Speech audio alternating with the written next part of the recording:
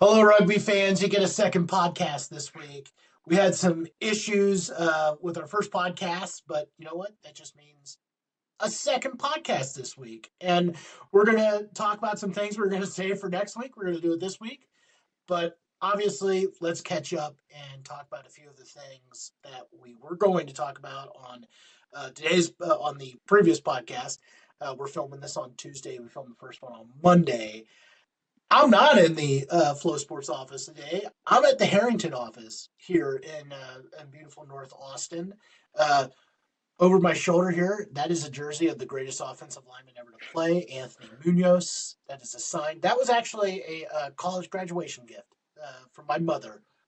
God bless her. I went to Kent State University. That is another flag there. On the other shoulder, Philip, you were also not at home.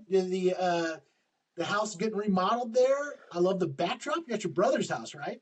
I am living in my brother's bachelor pad currently, and it's a real change away from the norm as someone with a 5-month-old son and a wife. Living in a bachelor pad with the family is quite fun. So it's my brother, my wife, my son, our two dogs between us. So it's pretty chaotic, but a lovely backdrop now. So yes, Joe, and just a little peek behind the curtain for the audience. The reason we had technical issues was 100% my fault. As Joe has mentioned, my house is currently being ripped apart, so I was staying at my folks' house who have less than stellar Wi-Fi. So here we are on a Tuesday on Joe's day off, recording a podcast. Also, Joe, on another note, you are the only friend of mine who would have an offensive lineman jersey, not like a quarterback or a receiver or anything. So there we go. Look, you know what? I mean, it could be worse. It could be I could have like a Philip Rivers Colts jersey behind me. Joe, too soon. Too soon. I sent you that message in confidence. I don't want Philip Rivers and his 75 kids coming to Indianapolis. We don't need that. Our season's over. Just be done with it. Well, the Munoz jersey is basically, he's the greatest player in franchise history, so greatest That's fair. tackle in the history of football. So you got to rep it. That's fair. Okay, okay. Here's a segue. Anthony Munoz, big guy. He definitely would be great in the scrum. Oh, yeah. Yeah. I wouldn't mind getting a couple of those big O linemen in the front of the Irish pack at the moment. Might maybe able to slow down those Springboks a little bit. All right. So speaking of big packs in Ireland, let's talk about it. Last week, the World Cup draw came out. My initial reaction when I saw it, Philip, is I did not see an obvious group of death in this Mm-hmm. pod in this group. Is that kind of what you thought? It seemed like they did a pretty good job putting the pools together. In that Mm. there are two uh, really tier one teams, and then two other teams that can at least maybe get a win in their pools. Yeah, it's a strange one, isn't it, Joe? Because they've now expanded obviously from 4 to 6 pools, where we're brought in more teams, which is, I think, on the whole, it's great to have more teams. My preference might have been to have four pools of six rather than the 6 pools of four, just because when you kind of look at it, like you said, it kind of waters it down. But then again, you've got Australia and New Zealand in one pool, which is really interesting.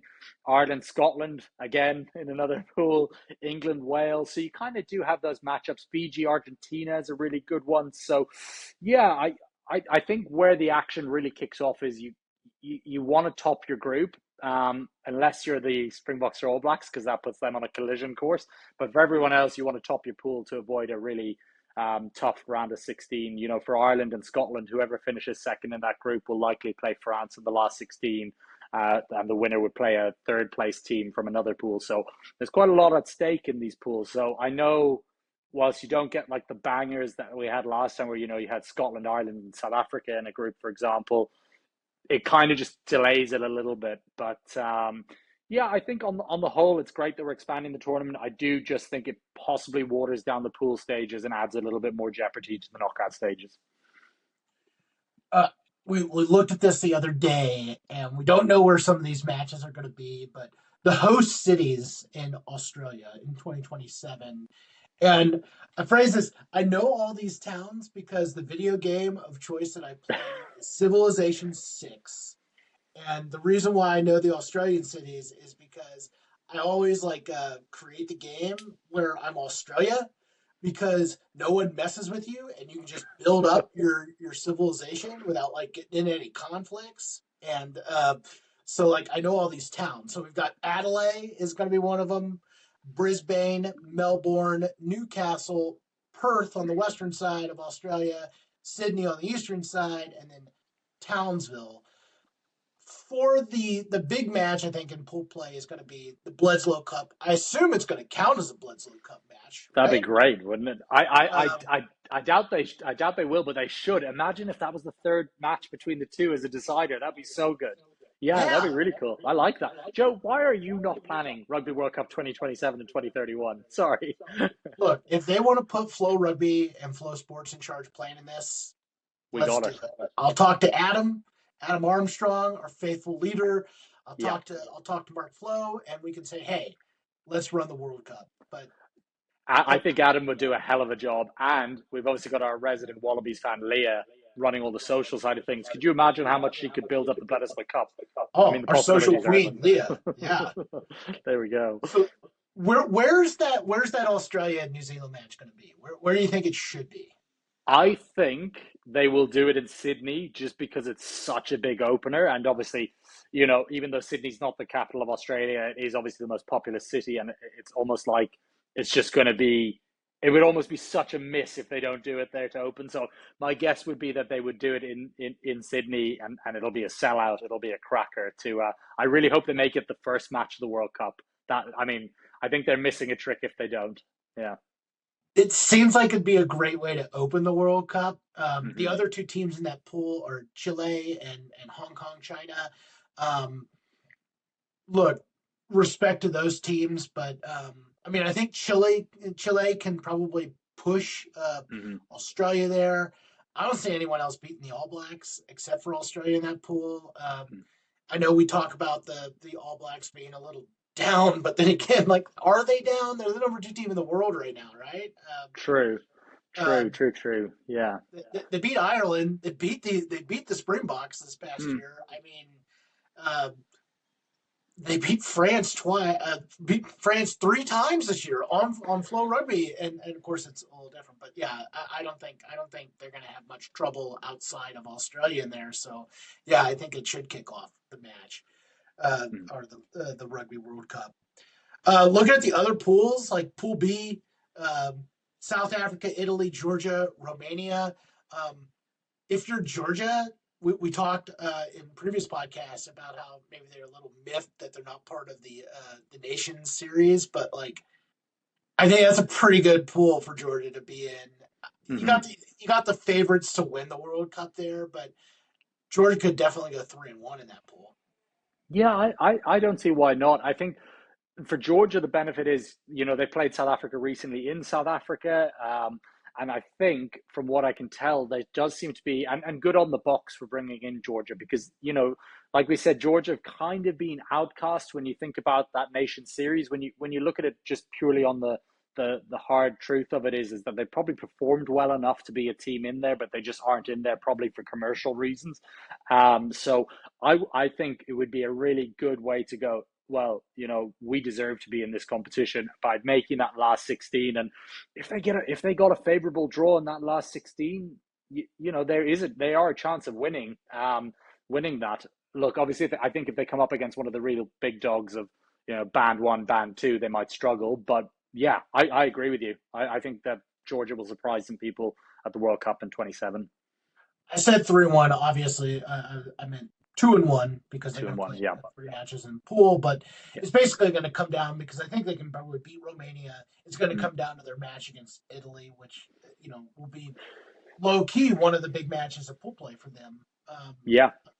My guess, Joe, really is that I think Italy will finish second just because I think they're improving quite well. But I do think Georgia have a real chance to be that, top third team coming out of the group. So, they've played Italy quite close in recent years. For me, I have a sneaky suspicion Italy are going to be a very good side come 2027.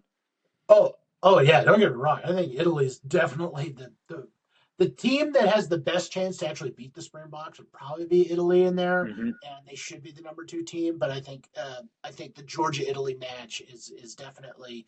I think that'll be one of the better matches between a team from the Six Nations and a team that's not in the Six Nations, if that makes sense. Yeah, no, agreed. Pool C, I think probably this might be the closest to a pool of death, mainly just because I think Argentina and Fiji are both really good and they're going to play each other.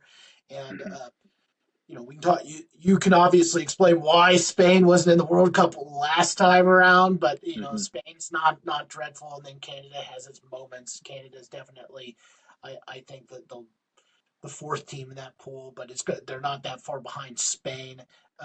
But that Argentina-Fiji game is going to be one of the better matches of all pool play.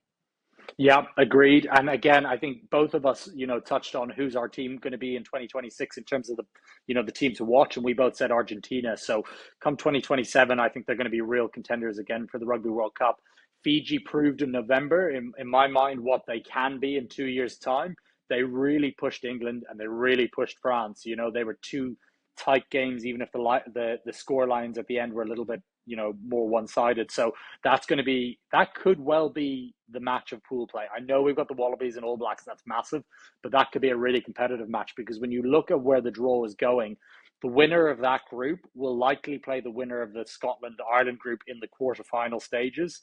And I know I saw a really funny post on Reddit of projecting the knockout stages, and they had Ireland getting to the semi-final, beating Argentina in a quarter-final, but they had a brackets of Ireland, I know, underneath it, meaning we know that Ireland have never got past a quarter. So, I still have nightmares of Argentina in World Cups. They always seem to outperform Ireland when we go head-to-head. But, that's what's on the line for them because, the draw gets a lot trickier if you finish second in your group. I assume it's not going to happen, but I'd love it to see the Demolition Man back for Fiji in the World Cup. Batia. Love Levant. He'll probably be 54 by then, I think, based on what we see. We don't know what his age is, but he's still performing. And a funny note on him, Joe, is on the Super Brew Fantasy Rugby, which we're playing at the moment, he's listed as a centre, not as a flanker by Super Brew. So, who knows where he'll be playing by that stage? Maybe they'll have him on the wing, or maybe at the hooker or something. Who knows where he'll be by then? Running through here, Pool D, obviously Ireland, Scotland, Uruguay, and Portugal. Obviously, I assume Gregor Townsend will still be the coach of Scotland by then, but we'll see. This is such an important.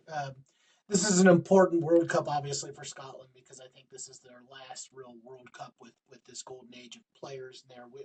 Obviously, I'm not retiring anyone, but who knows what that team will look like in 2031. Ireland, I think, is a clear favorite in that one. Yeah. That leads me to Pool E, our pool. Look, I'm an American. I was born in the heartland of Wichita, Kansas. I grew up in the heart of it all in Ohio. Summers in Texas. I'm an American. You can obviously tell my accent. I mispronounce French names and English cities all the time on this. Anyone that's watching podcasts knows this. This is the pool where the United States, the Eagles, are in this pool, and I gotta say, this is the ideal draw for the United States. Yeah, no, I agree. I also love that you didn't want to lure me into that Scotland-Ireland talk, so thank you, Joe, because I have some concerns at the moment. But on the Eagles, it could not have been better. Obviously I chatted to Scott Lawrence recently, and we'll put in a minute what Scott said about this draw. But the Eagles are going to play 2 teams that they're very familiar with in Japan and Samoa. I think let's be realistic. They're not going to beat France, so that let's just say that right on that match. But could the Eagles upset Japan and Samoa in 2 years' time? I have real faith that they certainly could.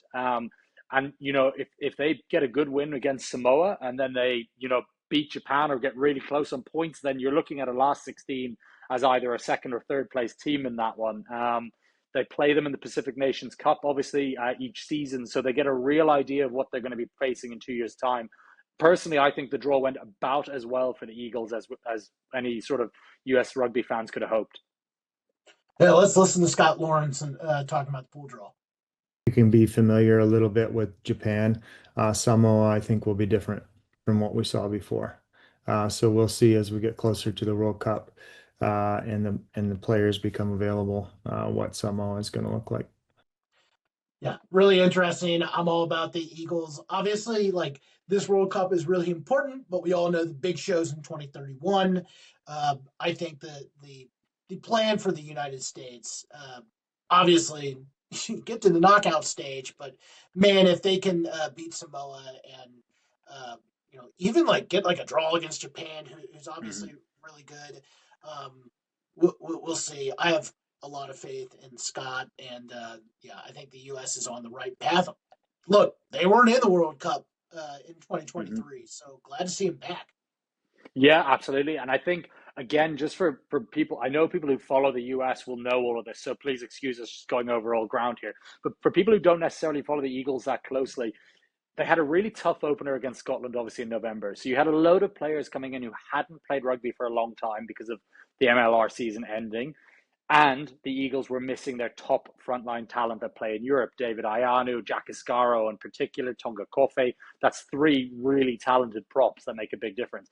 But then as they went through that November series, they really pushed Georgia. They really, really pushed Georgia, and then they beat Romania comfortably. So the Eagles are only going to get better when you get those players coming back. And I can guarantee you over the next year and a half, you'll probably see more US players playing in Europe, and that's only going to help them. And obviously with the MLR is remodeling, and I have a real feeling the MLR will be stronger than ever. I know there's less teams, but that means there's going to be stronger squads in the competition this year. So I think you've got to really believe in 2 years' time the Eagles are going to be significantly stronger than they are right now. And you know what? I'll be completely honest. That Scotland game for the United States went about as bad as it could. The U.S. need to play more teams on Scotland's level if they're going to reach their goals in 2031, and just disregard some of the results because you need to play that top tiers to really grow, right? But Yeah. you just don't want to develop that mentality that we're going to get our butts kicked by this Six Nations or this Sanzar team, but like you do need to play that high level, and I think the Pacific Series is really good. They play Japan a lot. But yeah, I would love to see them play some more teams and see if they can hold their own. And that's how you get to 2031 and the goals are. But I think that this is about as well as it could be in pool because to be honest, if they had been placed in the Ireland Scotland pool, like if they had swapped the United States with Uruguay, I mean that's really tough. The fact that Japan is the second best team in their pool, that's definitely a winnable match. Even though I thought Japan was pretty good this fall, and to my point about playing really good teams, I think the reason why Japan looked good is because they played really good clubs this whole year. Yeah, absolutely hit the nail on the head. You kind of took my words out of my mouth there, Joe. That you could see the progression of Japan from the heavy defeat they took to South Africa to the end of it beating Georgia with that final kick. So I actually did have another chat with Jason Dam, who's the US captain, and he's a serious player, second row, back row, and he spoke about that belief in the group, and he also spoke about playing France and how cool that would be. So we'll listen to Jason here talk about that in the World Cup, facing opponents that he knows and opponents they don't know. No, just excited to play. These guys. Anytime we get the opportunity to play against them, it's fun. Excited to play against France. Never played against them before, so yeah. That's good stuff. I think the Eagles are on the right path. The Moonshot program is in place, and I think it's going to be really, really fun. Interested to see what U.S. Do next year in 2026 in the lead up here. All right, the last pool. I think one of the more interesting pools. I think it has my most interesting. I don't know if it's the best match, but it has my most interested match of the pool plays in this one. England, Wales, Tonga, Zimbabwe. I'll say this: the most interesting match in pool play is England, Wales. Where in Australia should this match be played? Should it be played as far away from Principality and Twickenham as possible, or as close? So, Joe, my view on this is let's make this really funny. Let's get a bunch of Englishmen and Welshmen and play them in the hottest part. Let's take them to Townsville. Let's just put it on in the middle of the day and make it as hot as possible. Why not? That would be the great idea. Don't do that to my Irish players. You could do it. I guess if we're playing Scotland, they're as bad as we are with the sun, so maybe that would work. Gosh, yeah, that would be a really interesting one. Because Australia, you think about how many British and Irish citizens live out there now. There's going to be some big followings in those big cities, so it'll be cool to see where they take it. Perth would be really interesting, albeit I think Perth is basically a home match for South Africa because of how many South Africans have immigrated there in recent years. So yeah, I would take it to Townsville just for the hilarity of playing in like 35 degrees. Just for the another like funny niche. They should just put it in Newcastle and really confuse. Yeah, that's a good idea. That'd be so good. Yeah, that was the lowest hanging fruit, and I missed it. Yeah, that would have been good. There we go.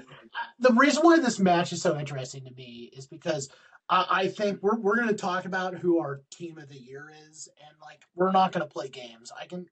We all know who the team of the year is in international rugby, but the second team of the year was England. They're really competitive in the Six Nations. They had a really good autumn nationals. They beat Argentina a bunch of times this year. England, to me, seems like the number 2 team in the world, regardless of points. I think they're going to be right behind the Springboks when we get to 2027. Wales is obviously coming off just a disastrous last 2-3 years, but I think they're going to be they're going to be way better by 2027. And I think that's going to be a really good match. And I think that's going to be a match where the Welsh are really going to want to ruin some things for England here. With respect to Tonga and Zimbabwe, I think England and Wales should both pull out of that. Unless you just aren't as high as Wales on Wales. But I think by 2027, Wales should be pretty good. I have a feeling that I'm probably the highest on Wales out of any pundit I know. I think I've been pretty consistent on that over the last year. You can see where they're going. I really rate Steve Tandy as a coach. I think he's got a good group there. Matt Sherratt, for me, is a phenomenal attack coach, and I was happy to see that he stayed in the setup, albeit dropping down from the head coach role to the attack role. When you look at the pure talent there, Wales have it. It's there. It just needs to be harnessed. I mean, I was so impressed with Louis Rees-Zammit coming back from the NFL. I thought he looked bigger, stronger, faster. I think he's really important. Max Llewellyn in the centers is really good. Joe Hawkins coming back at 12 makes a big difference. The big question is the pack, right? Where are they going to find their big hitters in the front row? And probably they need another big heavyweight second row, which is a bit of an issue for most of sort of the Celtic nations at the moment. Ireland have Joe McCarthy, and you could see how much they missed him in November. So I think for Wales, if they can find a nice, big, heavy-hitting second row in that time and a couple of front rowers, they'll be really competitive. As you said, I think England are the second best team in the world at the moment. They won 11 out of 12 matches in 2025. Seriously impressive. The new laws really suit Steve Borthwick and the way he coaches and the athletes he has in terms of the power game and the kicking game. And I think he's been so clever, and his coaching staff have been so clever how they've implemented that. So, 2 years out, it's a no contest at the moment, but come that time, I think Wales are going to be significantly more competitive. And as you say, there's nothing more the Welsh would want than disrupting the English World Cup, as they did in 2015 and knocked England out of their home World Cup. So I think it's going to be a very good match in 2027. So my question to you, Philip, is what is your most interesting match of this pool play? I mean, I assume you're probably going to go Ireland, Scotland, but and then what is your favorite pool? Yeah, it's a good point. I think the All Blacks Wallabies is fascinating, especially if that's the opening game, just to see, will Joe Schmidt still be involved with the Wallabies? My guess is he would be as sort of a senior advisor for them to Les Kiss, because they're very good friends. They work together. And actually, I really rate Les Kiss as a coach, having seen him up close and personal with Irish teams over the years. So that's probably the most interesting one. Fiji, Argentina is very good, as you say. Ireland, Scotland probably has the most hanging on it, if that makes sense, because whoever loses that, it's kind of, you just don't want to see France in the last 16. So that's probably got the most on it. But when you look below that and you kind of go below the surface, I know we touched on the Eagles. The Eagles, Japan is a really big game. That's really interesting. I think Chile is going to be really good. Spain are going to be good in terms of those matches. So I think if we were to say, like we touched on at the start of the pod here, Joe, that the World Cup grouping is probably meant the main action is going to be in the knockout stages. But if you kind of peel the layers back a little bit and look at it from the group, the bands 4 and 3, those teams there's big matches for those countries all across the board, right? So that's probably where your biggest fixtures are going to come across in terms of the most important for those teams, because for the tier 1 teams, really, other than whoever has to face France in the last 16, they're all going to win the last 16. I mean, it would be a shocker if they don't. So I think in terms of the most weight, I would have to go Ireland, Scotland, and it's not just saying it as an Irishman, but you just don't want France in the last 16. I mean, Ireland, suddenly our quarterfinal problems look great if we were losing the last 16. So, yeah, that's not what you want. So, the good surprise of 2023, I think, was Fiji's run. The shocking bad surprise of 2023 was Australia not even getting to the knockout round. What's going to be the biggest surprise, you think, of this 20? Just knowing what we know right now and looking at the pools, what do you think the biggest surprise is going to be?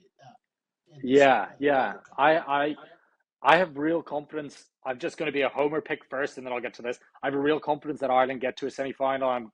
Look, people are probably going to play this in 2 years ago. You idiot! Why did you back that? But I just feel like the players are there. I think I'd love to see Andy Farrell make a few changes, maybe in terms of bringing in new ideas, new coaches. But that's neither here nor there. I think Ireland will get that. But I think the biggest surprise we're going to get is actually, when I look on it, I know we talked about the US, but I think Japan get out of the group and win the last 16. Depending on who they face, I'll have to go back and have a look at that. But I think Japan are going to be good enough to pick off one of those band 2 teams that are lower ranked, if that makes sense, or band 1 if they get it. The other thing is, I think Argentina have a real chance of being World Cup champions. The obvious answer is South Africa are going to win it, and that's what I truly believe. I do think the Box will do it 3-peat, but I think Argentina have a real chance of being world champions because they're going to likely avoid South Africa and New Zealand all the way to the final, right? So, yeah. My last name is Harrington, and I feel like I do not back Ireland as much. I feel like I pick against them a lot in this podcast. Adds a layer to our friendship, Joe. It puts a lot of pressure on our... Look, I support Ireland rugby, and my hot take right now is when we get to 2027, I think Ireland is South Africa's biggest threat in there. I think they're going to have a mix of experience with the players right now, but as you always talk about, you like the young players coming up for Ireland, and I think that's going to be really, really important, mainly because I think as we saw in France, and we've talked about this before, they're not as physical as they have been in the past. They're missing that. I think that Ireland's going to be the biggest threat. I don't think that is a surprise, but I would say my surprise will be, even though I just said I think Georgia's got a good chance at beating Italy, and they can, I think Italy makes a run. I like their coach. I like their players. I mean, they got some of the best players in the world.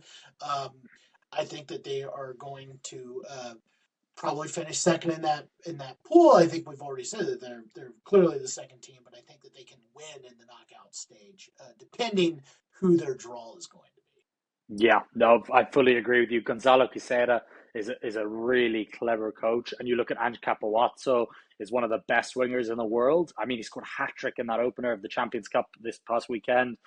Tommaso Menoncello, for me, is probably the best inside centre in the world, alongside sort of Damien Dialende and probably Jordy Barrett in form. So that's a really good point. Juan Ignacio Brex is brilliant. You're right, actually. When you really break it down, this Italian team has got class all across the board. And you saw what that second team they sent to South Africa did in the first test. They really pushed the Bucks. So, yeah, I like that bet. And I'm not going to go back to Ireland too much because I always do in the podcast. But, yeah, it kind of drives me insane when I watch it. I love watching a lot of the Irish podcasts, but they're always so much negative and quickly shooting things down. You just look at the young talent. Ireland won 4 out of six nations in the under-20s for, since the 2019, I think. So there's talent coming through. It's just whether they get backed. But I like that Italy call. I think that's a really good bet. And gosh, yeah, if they could, last season, not the Six Nations just gone, but the one prior, they had a draw away to France. They obviously beat Wales. Did they beat Scotland that year too? So yeah, they've proven they can beat these teams. And I think you made this point too, looking at the pool, like the way it's structured, we might not even have a chance to get New Zealand, South Africa in the finals this year, right? Like they could meet before the final, which would be stunning because obviously that is the match I think we've probably seen the most in the World Cup final.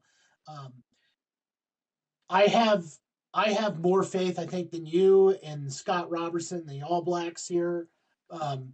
Jordy's just had a knee injury. That's not good. I think we might just be down to one Barrett brother by the time we get to this World Cup. This might be the last World Cup for Artie Sevilla. Even if he's even on the team, because we know he could be leaving.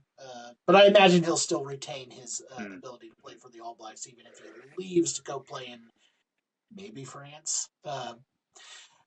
That said, I mean, I'm sure New Zealand will be will continue to be one of the top teams because they're New Zealand. They're the Alabama of rugby. They're always good. So that said, though, like the reason why I'm not as high on New Zealand is because I think they're going to have to run into the Springboks a little bit earlier, and obviously there's no surprise. The only surprise that could happen for New Zealand is if they find some way to like lose to Chile. Hong Kong and knock it out, but that's not going to happen.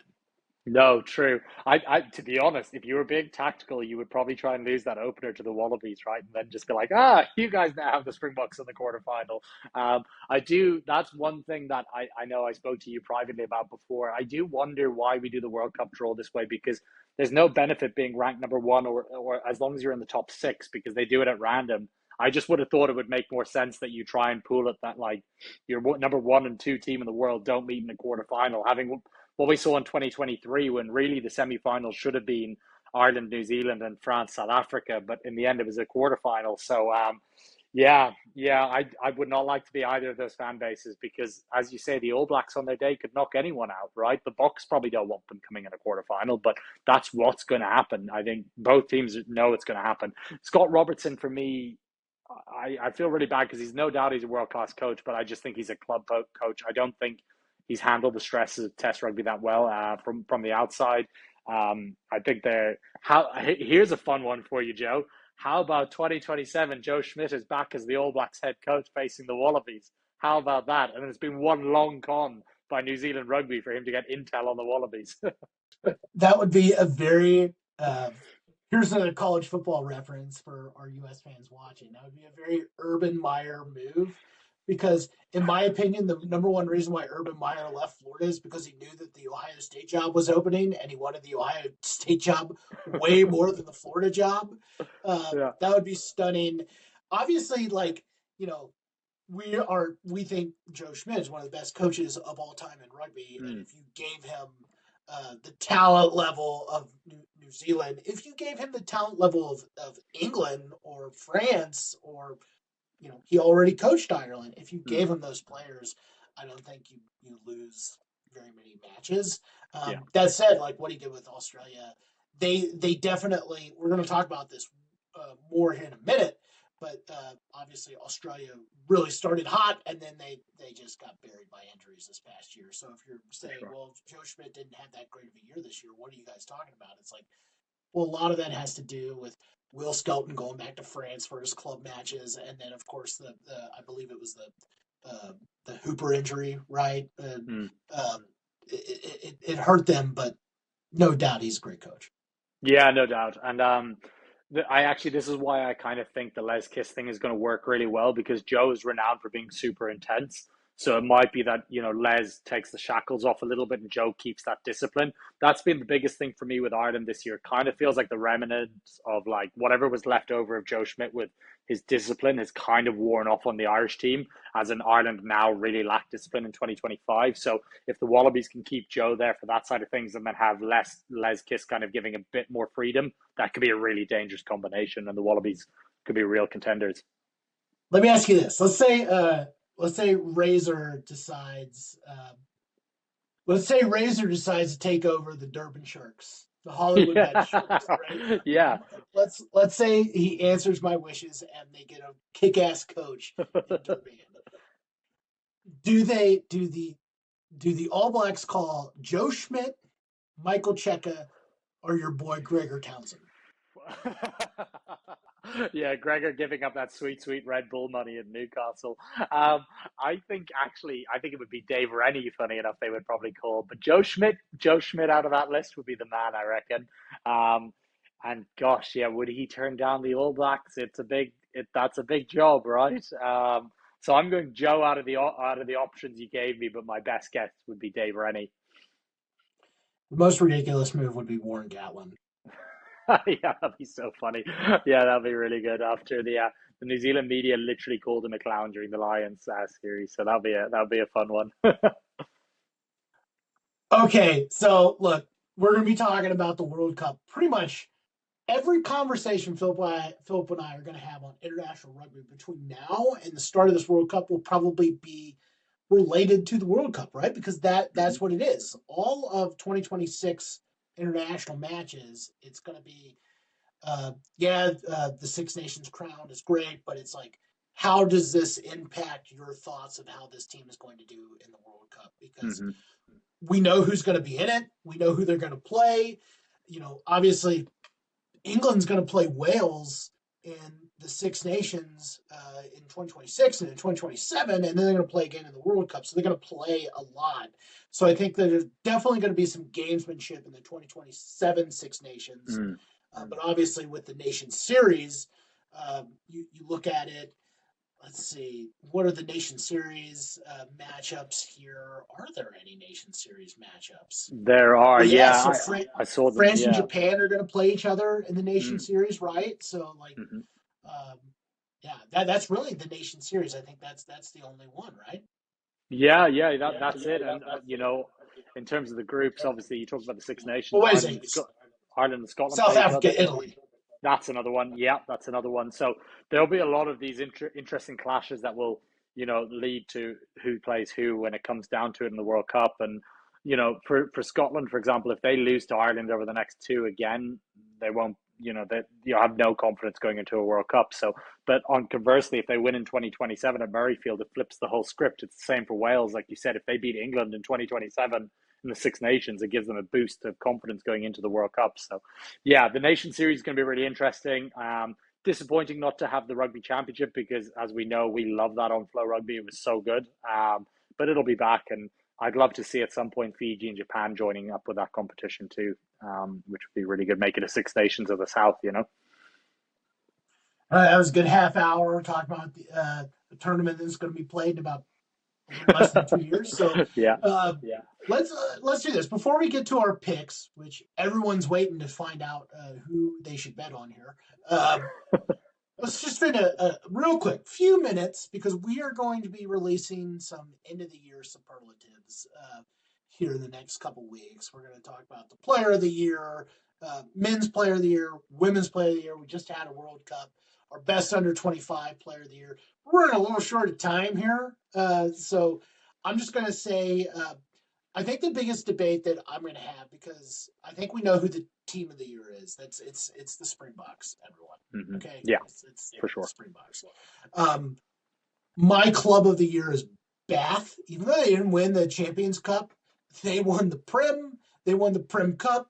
They won the Challenge Cup, and they're leading in the Prem so far this year. Who's your club of the year so far, Phil? Yeah, I'm going to go with UBB because when you think about what Bodo Begla did, they went from a record defeat in the top 14 final to winning the Champions Cup the next year and just losing the top 14 final in what I think I said to you at the time was the greatest club rugby match I've ever seen. So Yeah, I'm going to go with Union Bordeaux-Bègles, and I think they looked so good in round one of the Champions Cup that they're going to be really difficult to beat this year again. So for me, they were my team of the year. Bath were phenomenal, getting the monkey off their back, winning the Premiership too. That's a really good bet too. So I think those are the two clear outliers. I know Leinster won the URC, but really that was long overdue. And they're disappointing loss in the Champions Cup. Northampton Saints would actually be a really good shout too with what they did in the Champions Cup, but then they obviously underperformed in the Premiership. So yeah, I think we've got the two best clubs locked in. All right, the other big one that I want to talk about before we get to picks here, and like I said, you're going to see all of our superlatives in the coming weeks, and we're going to flesh out. We're going to have try of the year. Philip is going to rack his brain to figure that out. I think there's an easy answer for who the women's player of the year is. Spoiler alert: it's someone from England. The best player under the age of 25. Again, I think that's rather easy, but that's going to be another superlative. The one that I think that I want to talk about here is our match of the year. And again, I think there's an obvious one that Philip's going to bring up, but Moana Pacifica over the Crusaders in Super Rugby, arguably one of the biggest upsets of club rugby we've had in years. That was my match of 2025, Philip. Yeah, that was a cracker, absolutely, looking back on that. I think the Wallabies and Springboks at Ellis Park was brilliant. It was, a tale of two halves. You looked at it and you thought, oh, God, Australia are in for a long day here. And how they flipped the script and won is unbelievable. And they could have won again in Cape Town if they'd taken their points when they were on offer. So I think that was, for me, the match of the year. That was phenomenal. And then for South Africa, they ended the year really strong with that big win over Ireland, that scrummaging performance. But in terms of pure entertainment, that Wallaby Springbok match was just brilliant. Yeah, and the reason I'm taking the Super Rugby match, Moana Pacifica over the Crusaders, is because we named RD Sevilla our number one player of the year, and that match signifies like one of the reasons we did it, because Moana Pacifica has not had it easy. They've not had a lot of big wins since they were formed, and the Crusaders went on to win Super Rugby this past year. They're the New York Yankees of Super Rugby. They've won so many. For Pacifica, this was a regular season match that a lot of people might have just missed because it happened in the middle of the night in the United States. But I thought that was one of those moments where I saw the result of that and like, no way, that is crazy. And then you watch the game and you're like, oh, well that's why Arnie is really great. Yeah, no doubt. And it's like we said, the Artie effect. I know we got a lot of hassle from a lot of South African fans, namely, that we claimed him as the number one player in the world, and French fans because they thought Dupont, but he's just so influential. And that match was phenomenal. Obviously, Northampton Saints beating Leinster was a real cracker.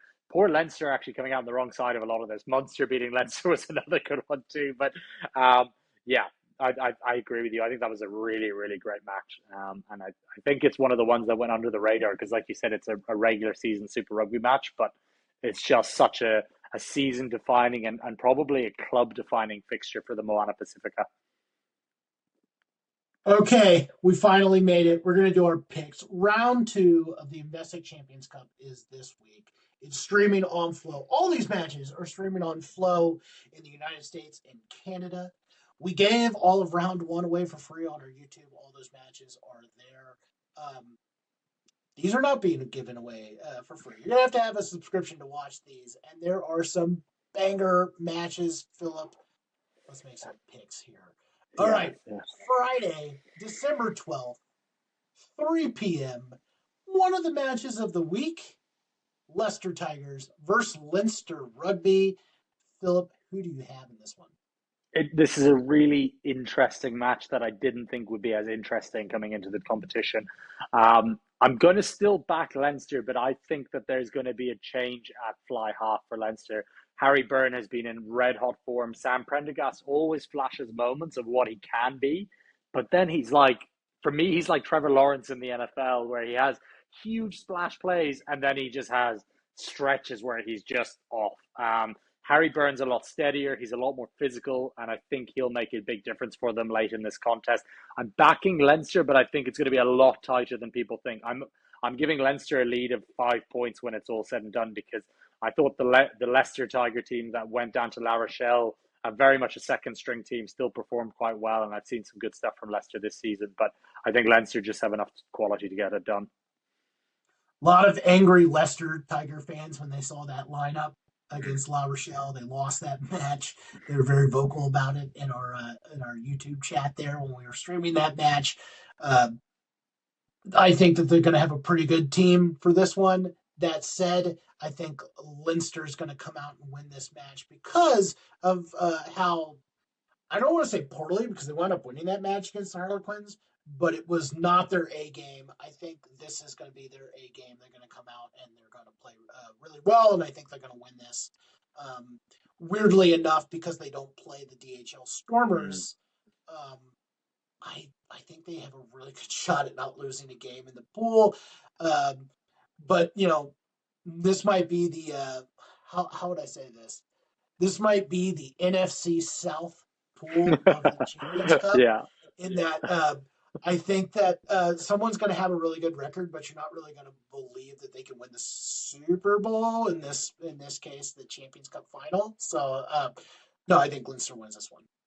Yeah, I think so. The big route for Leicester here is if they can pick that Leinster line out apart, and in head coach Jeff Parling, they have like one of these line out wizards. So if they can stop Leinster from getting good clean ball, that'll make a big difference. But yeah, I think the Leinster beat the Tigers. Yeah. So Leicester's the only match on Friday. Last round we had a couple Friday matches. This is the only one on Friday. So we hit it hard on Saturday. 8 a.m. Eastern Time, December 13th.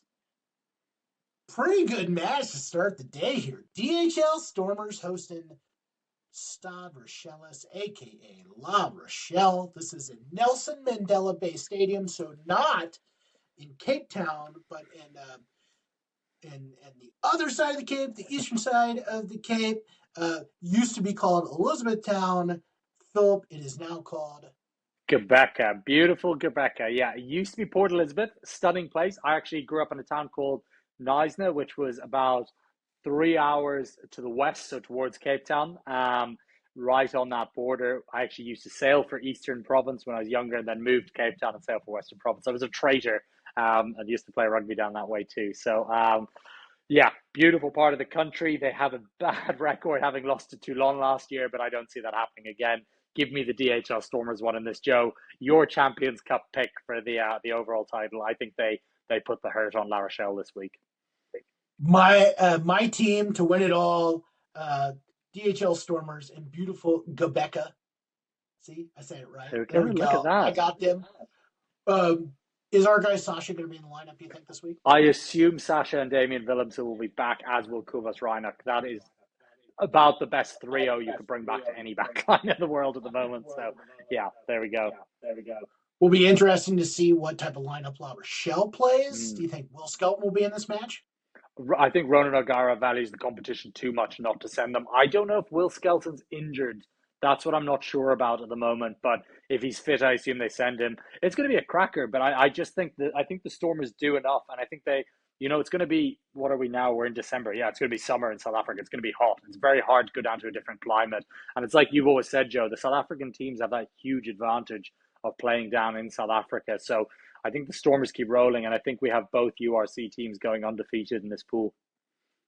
Yeah, for the South African teams, when they lose a home game, I think it's really puts them in jeopardy for getting to the knockout stage, because it's such an advantage for them compared to the European teams, especially because the Prem and the top 14 teams do not do this. And the URC teams obviously don't play each other in Champions Cup, so Prem and top 14 aren't used to doing this travel. So it is definitely a disadvantage for them. So you got to win the home matches. The other game that's going to be in South Africa is also on December 13th. This is at 10:15 a.m. My guys, the Hollywood Bet Sharks, they're hosting one of the most impressive teams from round one, the Saracens. as always, we don't know what the lineups are going to be looking like right now because it's Tuesday. This is going to be in Durban at Hollywood Bet's Kings Park Stadium. Phil, who do you have in this one?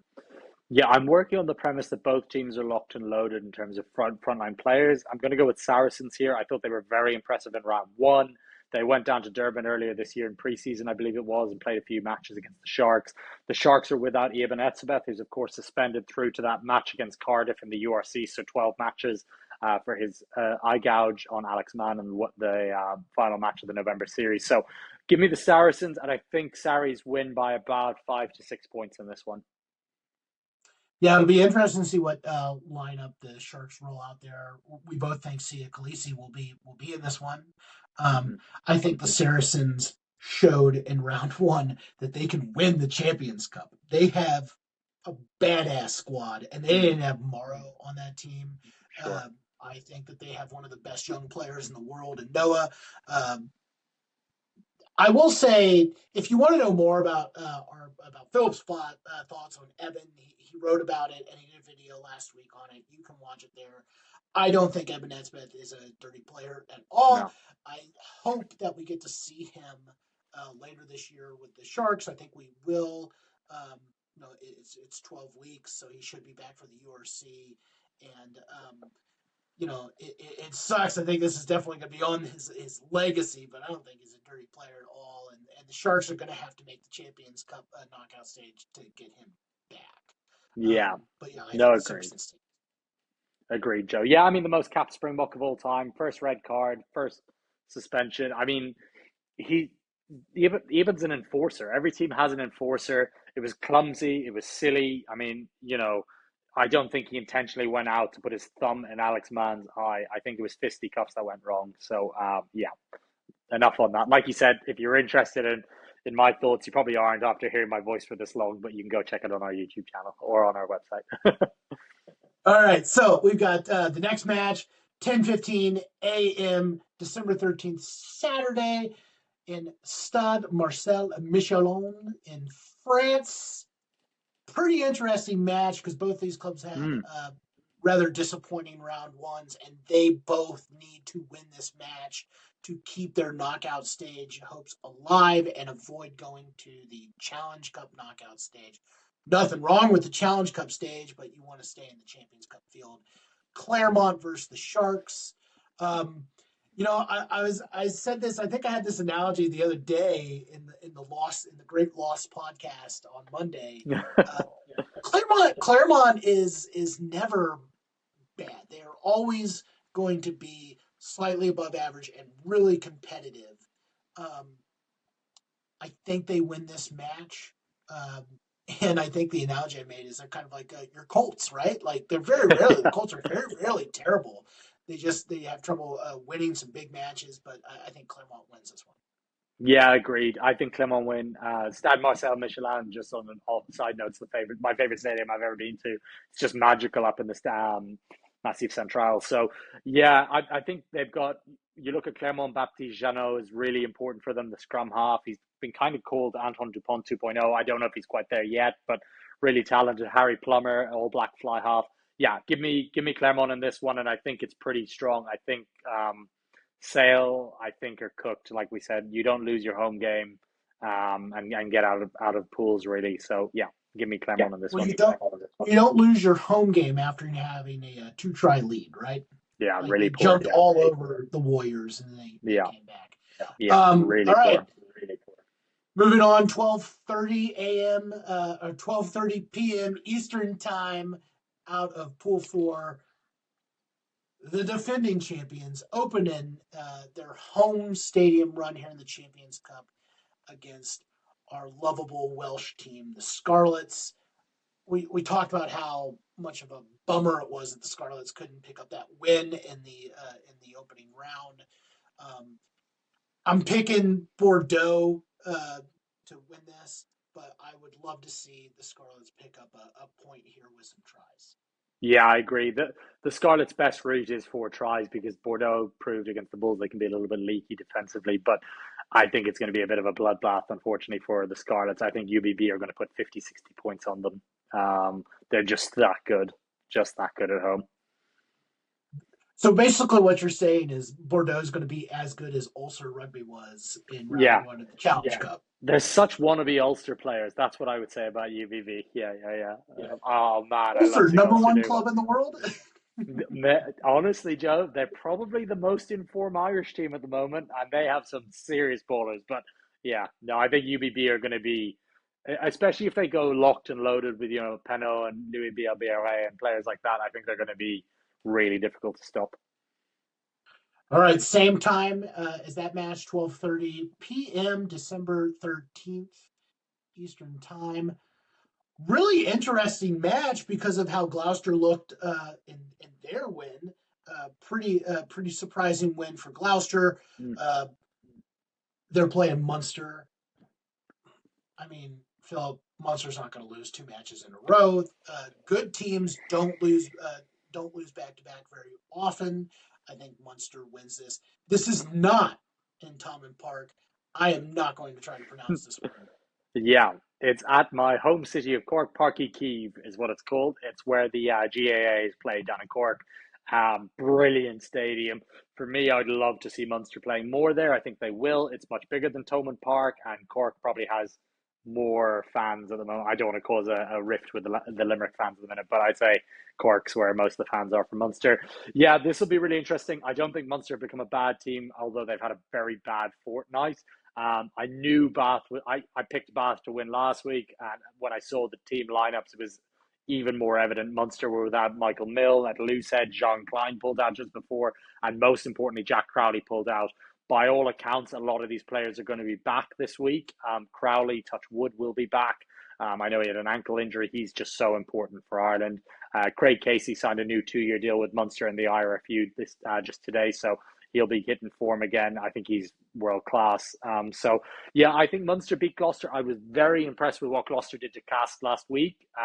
And actually, Ross Byrne talked to us about that match at Páirc Uí Chaoimh, so we'll play that now. Ross was, of course, a former Leinster fly half, now playing for Gloucester. So here's what Ross said about the upcoming match. Yeah, well, obviously playing at home is obviously very special, but I think Munster away.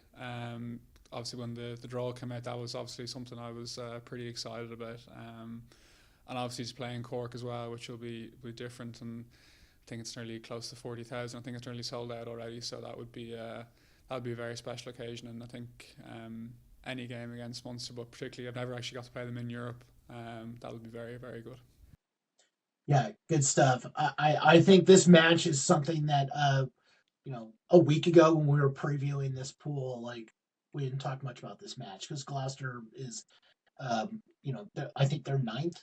They're ninth or 10th on the Prem table. They're not having a great season, but they did win their last Prem match before it, and then they come back and they win in round one. So really interesting. Before we talk about the Saturday nightcap, because we're going to end it with that pick, because that is our match of the week.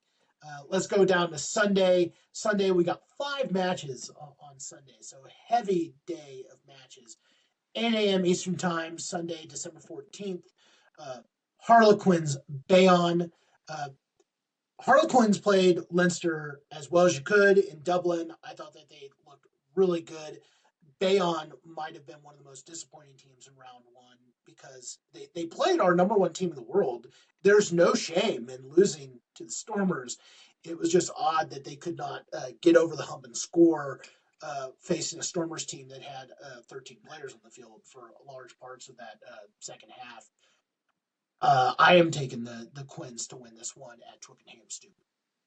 Yeah, I'm going to go Quins. I think Marcus Smith will be back, from my understanding, as will Chandler Cunningham South. Is very important for them. Rodrigo Isgro on the wing is really world class. The Los Pumas star. So, and Guido Petty, another Los Pumas player. So I think Quins will go locked and loaded. They knew that no matter what they did, they weren't probably going to win it against Leinster anyway. So getting 4 tries and scoring, getting that bonus point was massive. I was so impressed with Caden Burley's captaincy. He looked like he was so calm, really controlled things with the referee really well. So yeah, he was really impressed for me. But yeah, I think Quins get back on the track. I think Bayonne's Champions Cup is done after this weekend, is my view. I think they'll turn their focus back to the top 14 would be my guess. Yeah, kind of strange just because of how good Bayonne looked. Yeah. Back in September at the start of the top 14 season, we really had high hopes for their Champions Cup, but you can't lose at home in the way that they did, even if it was against the Stormers. Okay, 8 a.m. Sunday, December 14th. Pretty great match, mainly because it's in France against a team that does not lose very often at home in Stade Pierre Fabre. There we go. You're getting much better. Look at you. You've been having French lessons, Joe, in between these podcasts. There we go. Yeah. My son's favorite book is Escargot, a book about a snail.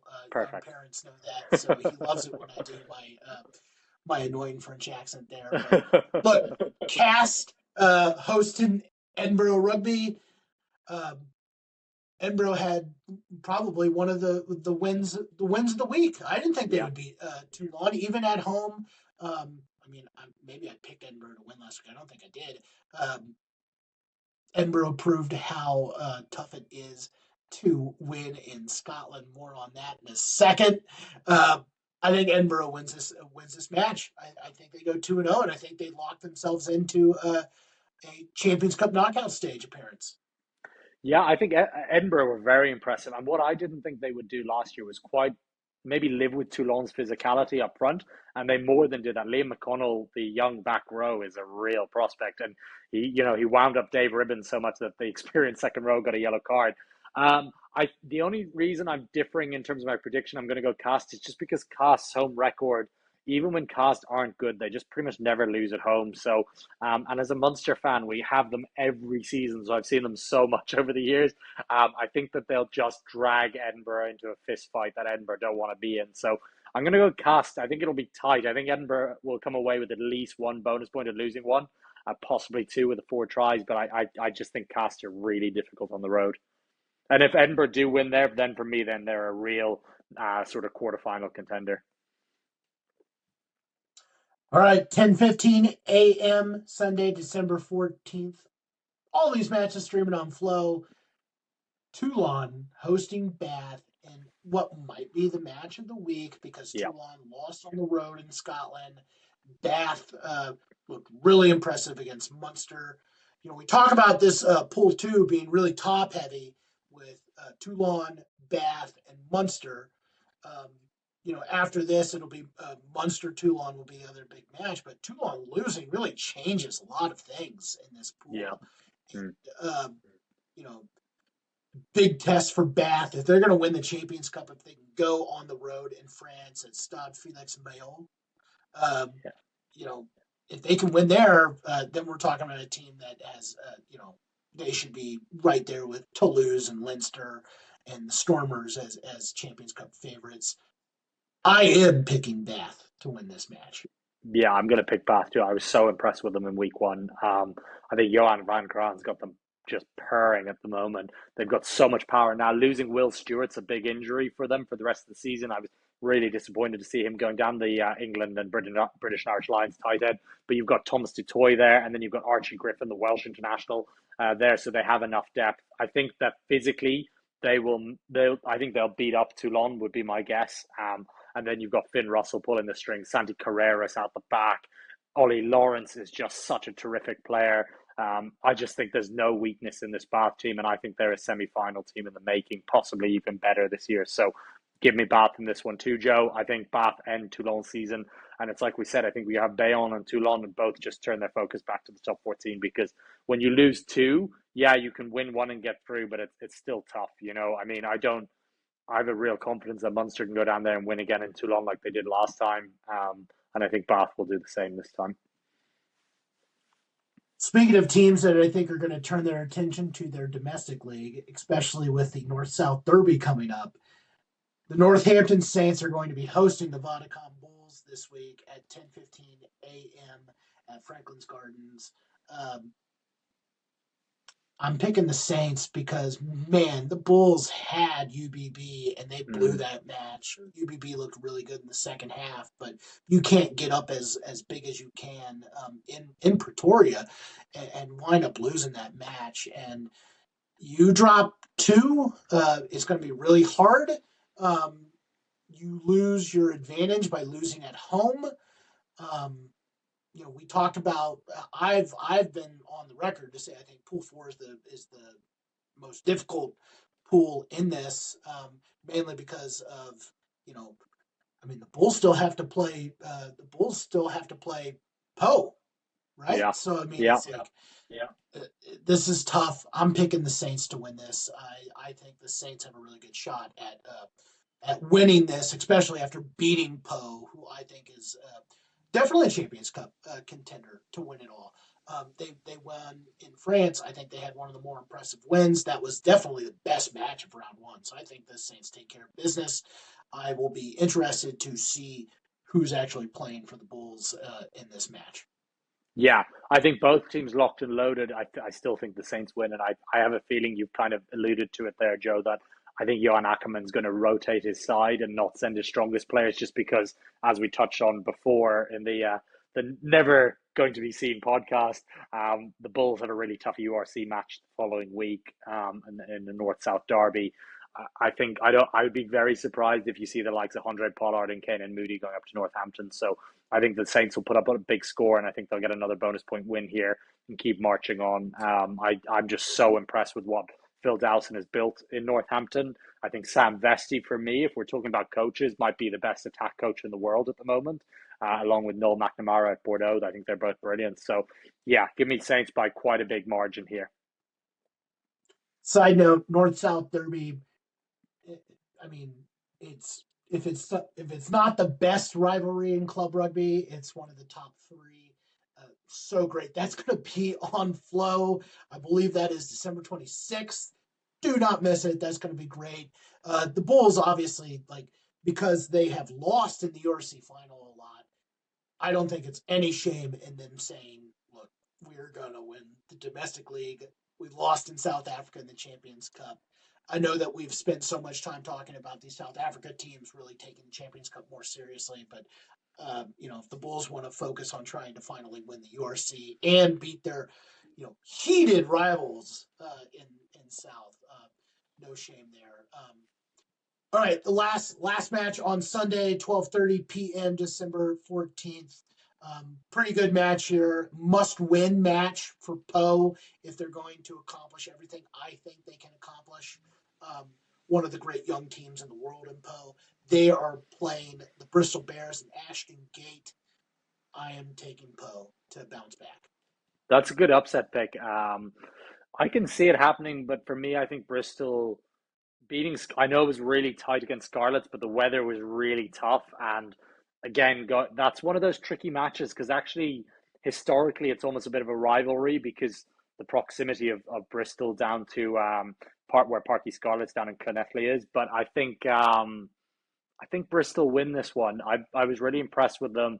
And I think Pat Lamb's got something going there, and I think that actually would probably, if they win this one, they're probably through to the next round. So I think Bath win this one. And I think Poe join. Wow, we're racking up top 14 teams not getting through here. That might be a discussion for another day. Is the top 14 as good as we all think it is compared to the URC and Prem? But yeah, I think Bristol win this one.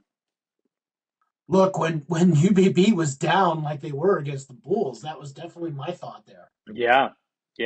I think so. I think, UBB, the cream of the crop is probably still the best in the top 14 with UBB and Toulouse. But in terms of the depth of the competition, and I know the argument's made how long the top 14 is, but really when you look at the 10-team Prem, it's so competitive all the time.